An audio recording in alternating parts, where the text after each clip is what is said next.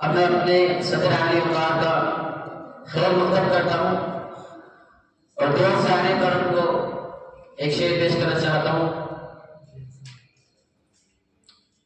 دیر لگی آنے میں تم کو شکر ہے پھر بھی آئے تو، دیر لگی آنے میں تم کو شکر ہے پھر بھی آئے تو، آس نے دل کا ساتھ نہ چھوڑا ویسے ہم گھبرائے تو.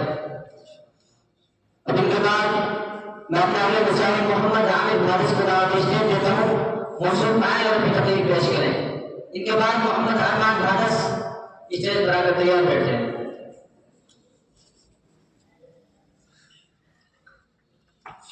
السلام علیکم ورحمۃ اللہ وبرکاتہ.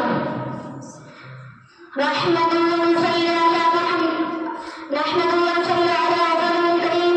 اما بعد، میرے محترم بزرگوں دوستوں، میں آپ حضرات کے سامنے قرآن کا تعلیم چند باتیں عرض کرنا چاہتا ہوں.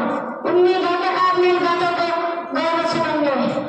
اللہ کے رسول صلی اللہ علیہ وسلم نے ارشاد فرمایا، تم میں سب سے اچھا آدمی وہ ہے جو قرآن سیکھے اور سکھائے.